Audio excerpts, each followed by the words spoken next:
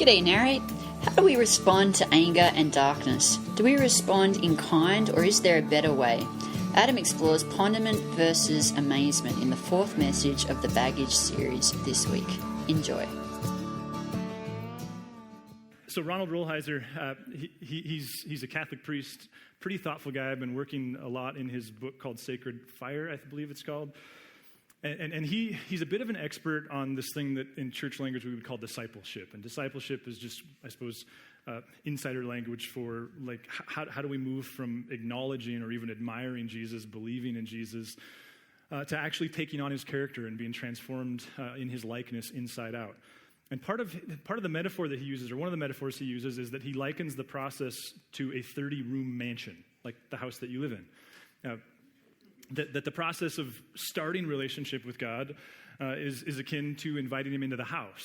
But what follows is a series of decisions that you and I individually get to make, in which we make a determination of whether or not to let him into each subsequent room. The idea being that, of course, just like Jesus talks about in the book of Revelation, that he's readily available, even making himself available, but the handle's on the inside of the door, and we've got to make the choice as to whether or not to let him in. One example of this that you see in the scriptures is in the story of the rich young ruler. You may have heard the story. It's kind of terrifying, and we're not going to deal with its terrifying implications. We're just going to breeze right past that and talk about it metaphorically. But in the rich young ruler, there's this young leader, up and coming, aspiring young man who approaches Jesus and says, "What must I do to inherit eternal life?" And Jesus' response to him is to recite a series of commands. Now, we could quickly translate that by saying, like, he essentially recites to them what it means to be a good Boy Scout. Like, what he's saying to them is, what he's saying to this young man is, you know what your culture tells you about how to be a good Jew. Here it is. And he says, "I'm an Eagle Scout. Like, I've done all that. I've accomplished all that." And Jesus says, "One thing you lack." And so again, you see this idea of Jesus going, just when you think you've done it all, if you want to, I can take you one step deeper. He said, "One thing you lack, sell everything you have, give to the poor, and come follow me." Now, that's the terrifying part. Good news is, we're not here to talk about money. But it does make this point that our lives, our souls, our hearts are made up of many rooms, and we get to make decisions about how deep we're going to allow Jesus to go in these different areas of our life. Well, I say all that to say we're in this series called Baggage. We've been talking about offense. We've been talking about keeping short accounts. How do we manage our anger? How do we become emotionally aware that we're getting angry? How do we forgive other people? And I guess what I want to suggest is I wonder if what we're talking about is that there is a room, so to speak, you might even call it a war room, where we are making strategic decisions about how to respond to the offenses that we experience. How are we going to respond to anger? How are we going to respond to the bitterness, jealousy, gossip, the darkness that we experience in our everyday lives? I wonder if that's really what we're saying. And Jesus seems to take that to a whole new level. He introduces us to what you might call some new math. Listen to Matthew 5. We actually started this series here, but I want to revisit this. He says, "You've heard that it was said, love your neighbor and hate your enemy." To which you think, well, I can do that. That's his point. But I tell you, love your enemies and pray for those who persecute you, that you may be children of your Father in heaven. He causes his sun to rise on the evil and the good and sends rain on the righteous and the unrighteous. Now, we because of our familiarity, which breeds unfamiliarity of the text, we just kind of breeze right by that and go, yeah, I remember Jesus said that. But if we just stop and consider what in fact he's saying. Because what he's saying is that the laws of reciprocation are completely different if you allow him to rewire your heart.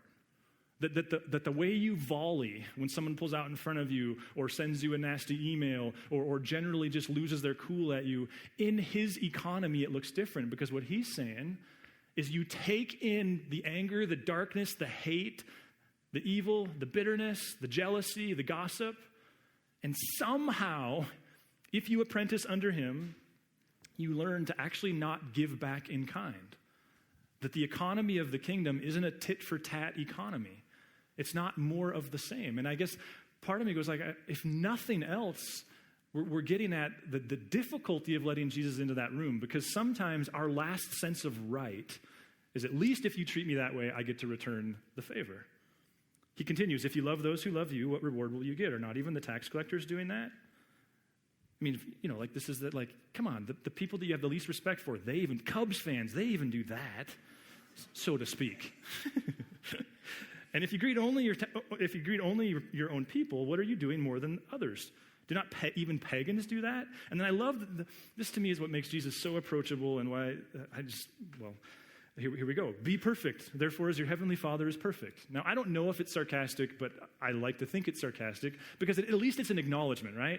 Like we've said, we should probably call this series I Suck at Forgiveness because it comes with a confession that what we're talking about here is extraordinarily difficult. It's like Jesus is going, so here's what you should do. Anytime someone's mean to you, you should be nice back. And then he gets to the end, he's like, so be perfect. He's acknowledging this is tough stuff. It reminds me of his half-brother, James, who, when he said, if any of you guys can keep from saying things you regret, you've got it going on. Like, you can do anything.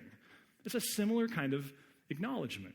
But here's my thesis this morning, and here's kind of the idea that I want to, the drum that I want to beat on from a few different angles, so to speak, is what if what we're talking about when we talk about baggage and dealing with anger and bitterness and rage and darkness, what if what we're talking about here is reciprocation?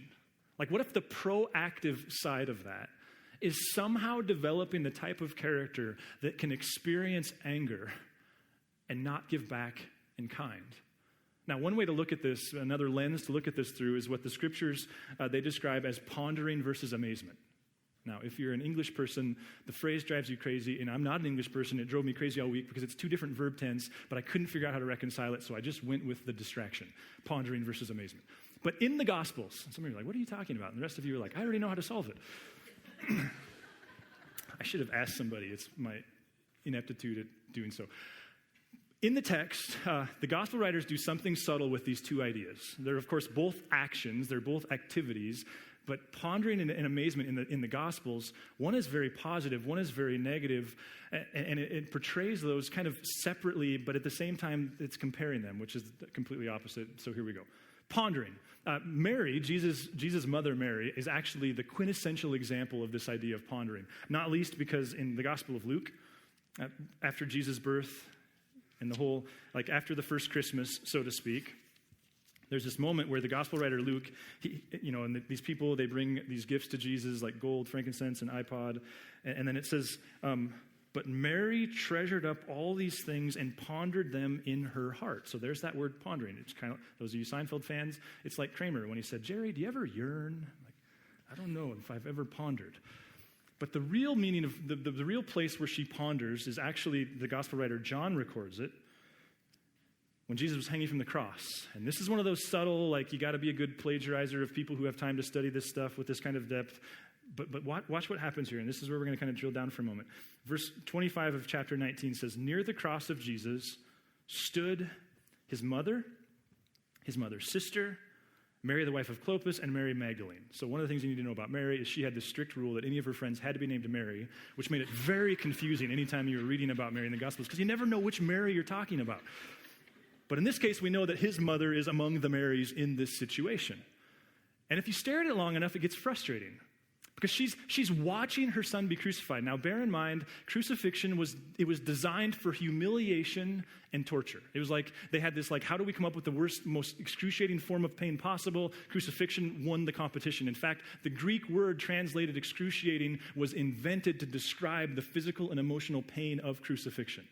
So Mary is watching her son experience this. Bear in mind that our cultural renditions of this with Jesus 17 feet up on a cross aren't accurate.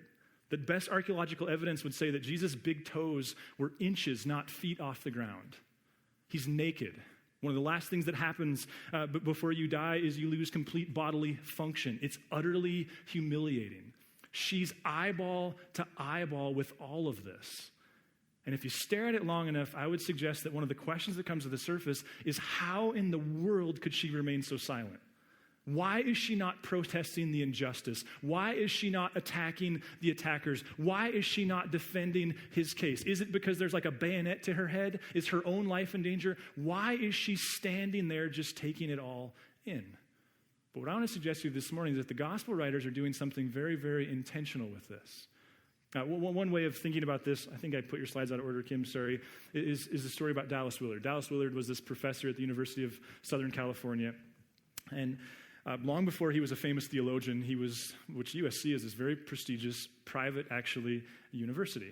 He taught philosophy there. He's recognized on a global level. And one day in class, as he told the story, there was a particular student in class who learned that he was not just a renowned philosopher, but that he was a Christ follower.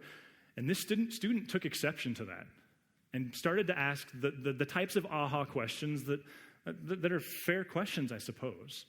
But it was the tone and tenor of the interaction that said it all, because this student made it his agenda to demonstrate that Dallas Willard was a contradiction of ideas. And Dallas is this brilliant person. There was a time where he started answering back, but ultimately he made the determination that the level of anger that this was getting to wasn't going to get anyone anywhere, and so he started to answer less and less. The result was this student full of moxie asked more and more questions and grilled him harder and harder, and eventually asked some pretty big gotcha questions. And in the midst of all of the emotion and all of the barrage, as the story is told, Dallas at one point turned, looked at the classroom clock, saw that class was supposed to get out 2 minutes ago, looked at the class and said, "Class is dismissed." Now the students exiting the room snickered and sneered, jeered. This whole thing for them confirmed that it's disingenuous to be a thinking person and a Christ follower. This student just grilled and defeated one of the great intellects on campus. When the last student left, all but the last student, this last student approached Dallas, and she very graciously identified herself, that she was a Christ follower. And as kindly as she knew how, she began to say to him things like, "Why did you not answer? I know you have answers. You have any idea how hard it is to be a respectable Christ follower on this campus. You were our chance, and you just made it worse." And after listening to her very kind, very respectful barrage, he is said to have turned and looked at her and said simply, "I was practicing the discipline of not needing to have the last word." And he was done. And I guess the question that I want to ask here is, what if Mary's passivity shouldn't be confused for her being unintentional? What if what she's very resolutely doing here, and we'll talk a little bit about what if what Jesus is very resolutely doing here is not giving evil and anger and hate the last words. Now, that shouldn't be confused for just standing under physical abuse in our everyday lives. We need to use some common sense, though sometimes we have to break some strong cultural norms, and so we need to be careful. But nonetheless, what if what Mary is doing here is, ironically, getting the last word for grace and love and forgiveness by not taking the last word? Like, what if that's what's going on here? See, if you were to Google it, and you were to Google images of Jesus, the mother of Mary, at the cross, what you're going to see the most of are these images that have Mary in a pretty distraught, borderline pathetic state.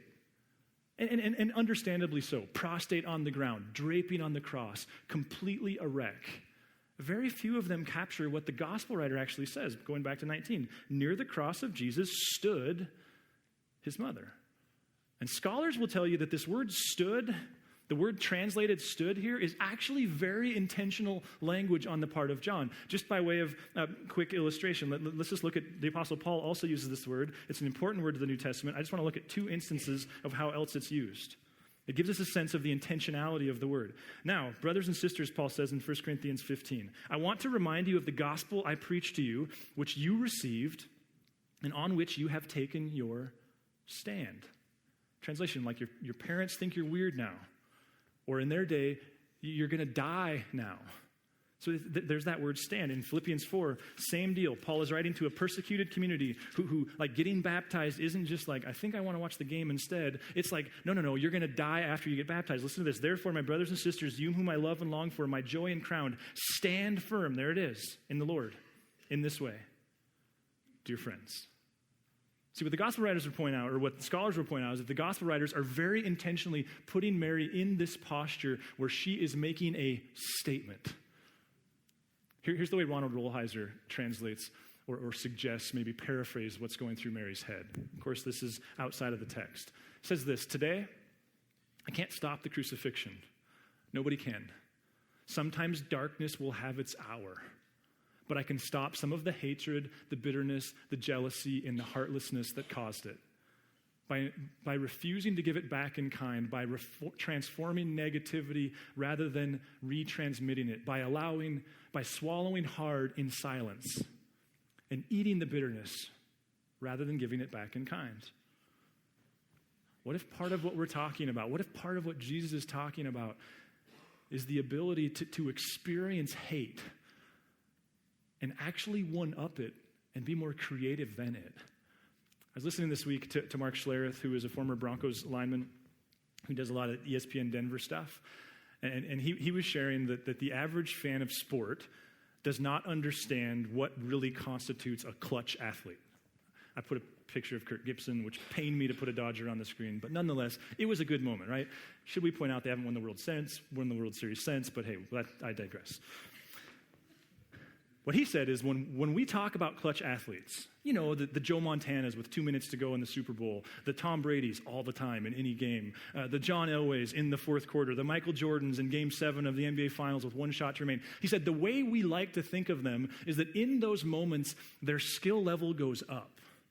Mark Schlereth, as a himself retired professional athlete, said that in his opinion, that's not accurate. That more accurately, he says, the way to understand those clutch players, because of course it's training camp season and teams are looking for the guy who will be clutch in the game. What he says is actually what occurs in those moments is that with the pressure comes an increased heart rate. And for the average performer in those types of situations, their performance diminishes. They get worse. And so when you see Tom Brady with 2 minutes to go in the Super Bowl, what the argument he was making is he's not suddenly got better. But he has the ability to manage emotion, keep his heart rate low, and perform at the same level as if there were no TVs and no Lombardi trophy at the end of the game. I guess what I'm suggesting is, what if that's what Mary's doing standing under the cross? What if her connection to God and the Holy Spirit and her understanding of what was right and true and beautiful and good was such that she was resolute in the moment to go, no. I'm not getting sucked into this. Like, what if her response was the most antithetical thing she could have ever done to crucifixion in that moment? Now, again, the Gospels contrast that, pondering, with being amazed, with amazement. And I just want to barrage you with 5 texts from Mark very quickly, just so you can begin to get a sense of the way the Gospels use this word amazed, because it's an important distinction to make. The people were amazed at his teaching because he taught them as one who had authority, not as the teachers of the law. The people were all so amazed, verse 27, the people were all so amazed that they asked each other, what is this? A new teaching? And with authority, he even gives orders to impure spirits, and they obey him. So what I want you to begin to see is crowds tend to have a certain emotional response to Jesus in the gospel. Verse 12, he got up. This is in that text Jeff read for us at the beginning. He got up, took his mat, and walked out in full view of them all. This amazed everyone, and they praised God, saying, we have never seen anything like this. 2 more. Chapter 5, verse 20 in the Gospel of Mark. So the man, now this is the guy, the demoniac, we talked about him earlier in the series. So the man went away and began to tell in the Decapolis how much Jesus had done for him, and all the people were amazed. 1 more. Chapter 6, verse 2. When the Sabbath came, he began to teach in the synagogue, and many who heard him were amazed. Question. Those throngs of people who tend to follow Jesus around by the thousands, who were amazed by his teaching and his healings, where were they when Jesus stood trial? What was the emotional response they had in those moments? These people who were so amazed, so caught up in, they so admired Jesus, where were they when Jesus' life was on the line? Or maybe we could say it this way, what were they saying then? Who is this? And with authority? No. They were shouting, crucify him, crucify him. Why? Because what the word amazement captures is because that was the emotional tenor of where they were standing. See, in the Gospels, pondering is this positive idea. The idea of being amazed, it's almost completely synonymous with crowds. And crowds in the Gospels are almost completely synonymous with being mindless. See, to ponder something is to experience emotion and not just give back in kind, to be bigger than the emotion you're experiencing. That's what Mary demonstrates. To be amazed, here's why within Christendom, I frankly can't stand the phrase on fire for God. What is it? It's some high school kid who's been to a big conference and everything was really excited and everyone's really lit up. And what happens when that same person's in a crowd of people who are suddenly not excited about Jesus, but they're excited about something else? It's the same emotional response. The Gospels, see, what they portray is Like this type of amazement it's like going to a game or a concert, and sure, that can have its place. But the warning is, Mary experienced the emotion and considered it. The crowds, they just respond in kind. Now the cross, see what it gives us, there's these, and I guess the image that I want to create this morning are these two dichotomous images. A woman racked with grief, undoubtedly, resolutely standing under the cross and saying nothing in the face of the greatest evil anyone has ever experienced. And crowds of people saying lots of beautiful, flowery, theological things about Jesus because that's what everyone around them is doing, and just as quickly denying him. See, the Gospels, they celebrate this idea of pondering. They offer warning about this idea of becoming amazed. You know, the mystery of the cross is something that Christ followers have been wrestling with for 2,000 years. And when we ask, like, why is it such a big deal? Because the New Testament makes the cross a big deal. For the last 500 years or so, the main explanation has been what is theologically called substitutionary atonement theory. Substitutionary atonement theory, we talked about this with Dr. Bruner if you missed that video interview that we did on July 2nd. What substitutionary atonement theory says is that at the cross, all of our fault, all of our guilt was placed on Jesus. It's a very transactional thing, like a courtroom. And certainly that's in the scriptures. But to be fair, for the first 1,000, if not 1,500 years of church history, the dominant understanding of the mystery of the cross was Christus Victor. Christus Victor is Latin for Christ's victory. And had you asked a church father or mother in, say, 500 AD, what was the cross? The answer would have been Christ was victorious while he stood under all that evil and hate and darkness had to withstand. Christ won. Grace won. Love won. Death lost. And yet in the midst of that, what was Jesus doing? What was he saying? Here you have this Jesus who, for being honest, for the majority of his 3 years of public ministry, always had something to say, was always asking hard questions, was always stirring the pot, was always like pinning people on some questions. This very opinionated person. And yet, at about the point of his arrest, his words, it's like he lost his voice. It's like suddenly he just endured what was to come. And what the church fathers say is that the beauty and mystery of the cross was Jesus very creatively defeated evil and hate and darkness. He got the last word by not giving it the last word because he didn't respond in kind.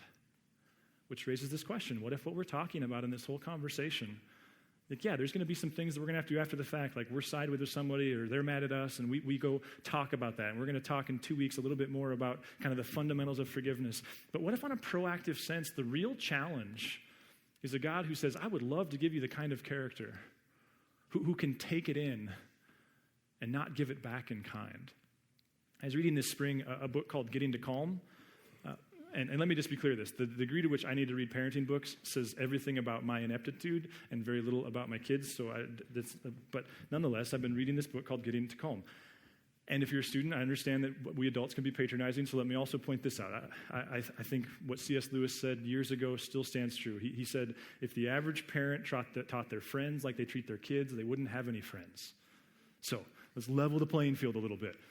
But this idea in Getting to Calm, that her thesis is one of those books where you read like 3 chapters and you go, oh, I think I can skip this because I've got it. I can quit here. One of her abiding theses is that adolescence and disrespect are synonymous ideas. That in fact, one of the sure signs that your son or daughter is starting to go through adolescence is an otherwise respectable, kind little girl, little boy, girl is now suddenly getting disrespectful or mouthy. And she says that the trap there is parents feel threatened by that. And she says, first of all, what you do well to do is zoom out and do an audit and see, is this a pervasive issue or is it just something that I experience? Because the reality is most likely, she says, that you're the safe person and therefore they can be disrespectful to you. And so they're probably not doing it to grandparents and friends and coaches and things of that nature. And she said, if you've determined it's not pervasive, then the most intelligent thing you can do is get creative and not need the last word. Because she points out, like, here's the second best option, which is, what? You don't get to talk to me like that, right? Because it was used on you. But if we're honest, in our day, that was typically followed with a hairbrush or a wooden spoon or some kind of whack, right? Like, and the effective part wasn't that you don't get to talk to me like that, it was the backhand. She points out, like, we've generally agreed that's probably not good parenting practice anymore, so we better get one step ahead of that. Here's what she said, and this is like, intellectually I got it, don't do it very well. But what she says is you create boundaries, and you don't get sucked into the trap, and they probably already know that you're not okay with being talked to like that, and so you don't have to get that. That doesn't have to be the last word. And so here's her example. You say something like, well, I'm not particularly inclined to take you to your friend's house if you're talking to me like that, and then she says, be done. Because what's most likely to happen? Some kind of creative, witty comment will come from your teen, and you'll take the trap of needing to get the last word. In fact, she goes on to point out most of the escalating arguments that we get in, she says, what are they? It's this one-up thing. I need the last word. I need the last word. I'm the adult. I need the last word. And she says, if you can just get over the fact that you can be a moral parent without always having to point out finally what's right and true and beautiful and good, you can avoid a lot of those situations. My point is simply this. What if 2,000 years ago, Mary standing at the base of the cross was practicing what these sound psychiatrists would say, you want to do an end around some of those natural things that we all go through as we develop? What if Mary was very creatively, very resolutely looking at evil in the eye and choosing not to give it the last word? Ronald Rolheiser's abiding picture here is the difference between an electrical cord and a water filter. Ronald Rolheiser points out that an electrical cord is quite literally a conduit of energy. That's its function, right? An extension cord is designed to take energy from this point to this point. That's it. But how different is that from a water filter? Like a water filter is not a mindless conduit. A water filter takes in water that is full of dirt and toxins and all kinds of impurities. And if functioning, what does it do? It holds those things within itself and gives back pure water. What if when Jesus says, you've heard it said, love your friends and hate your enemies, but I'm telling you, enough of this electrical cord mentality. Learn to be a water filter. Learn to have connection with me to where I can help you process the stuff you're holding. But you want to one-up evil and hate in the world? Get more creative. Get more disciplined. Keep your heart rate low when everybody else is elevated. Don't play the tit-for-tat game. You know, last week I challenged you to pull out your phone and just, Monday through Friday, create a little note that popped up that said, hey, am I respecting people today? Last week we talked about what if we talked less about not getting angry and more about respecting people.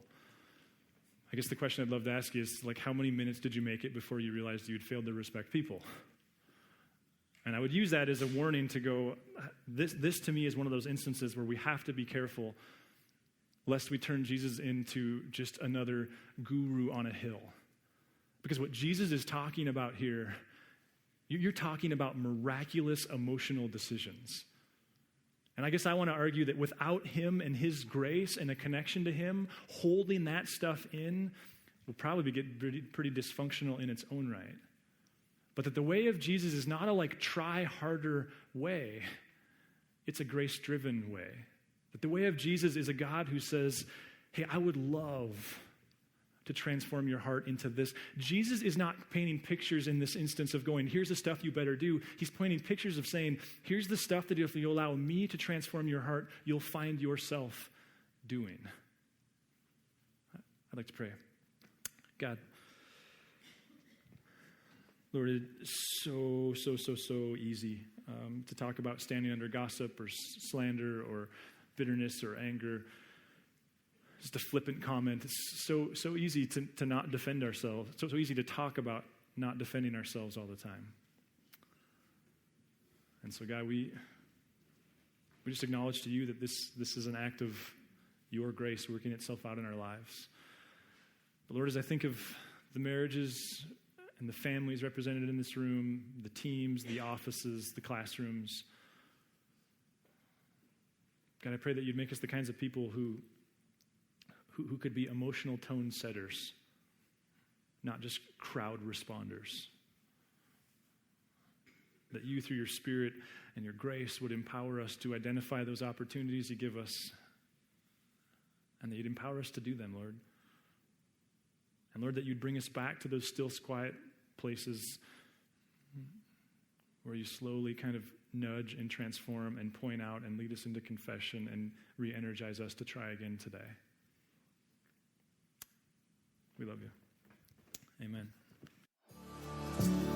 If you would like to engage further with Narrate Church, you can find contact information online, www.narratechurch.org. We would love to hear from you.